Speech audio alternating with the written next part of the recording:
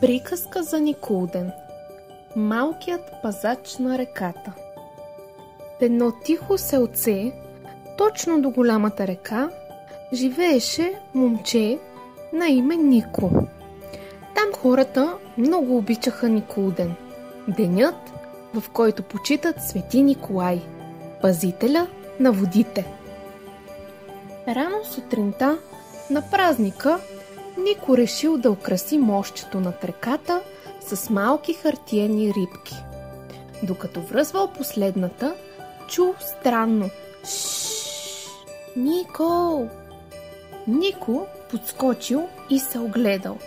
От реката изскочило едно миниатюрно водно човече, не по-голямо от неговата ръка. Било прозрачно, като мехурче, и носело шапчица от водорасло.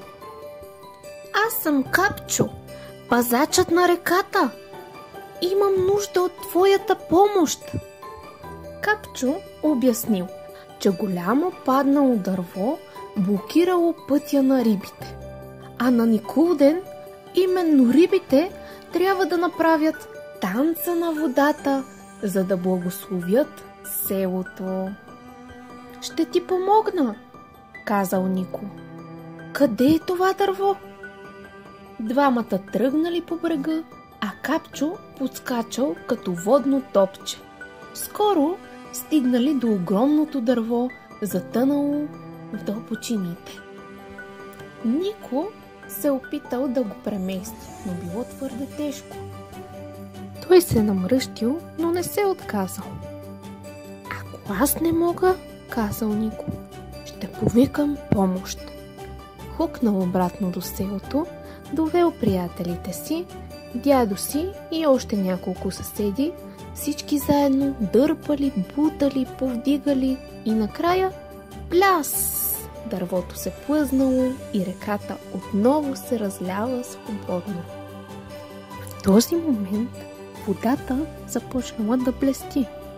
От дълбините изплували десетки шарани, златни, зеленикави, сребристи.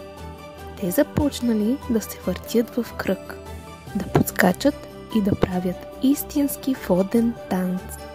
Сякаш самата река се смеела. Капчо светнал като малко фенерче.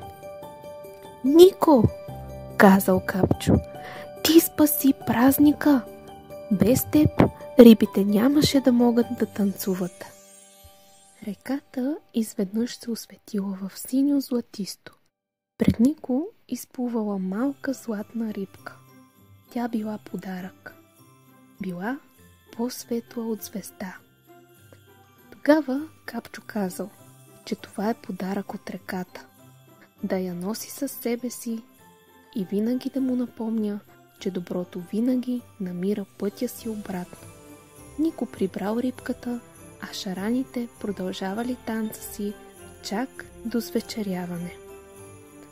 И от тогава, всяка година на Никулден, реката танцувала, за да напомни на всички, че едно добро дело може да накара водата да светне. "Деца, помнете," казал Нико, "доброто винаги се връща. Пазете природата и си помагайте."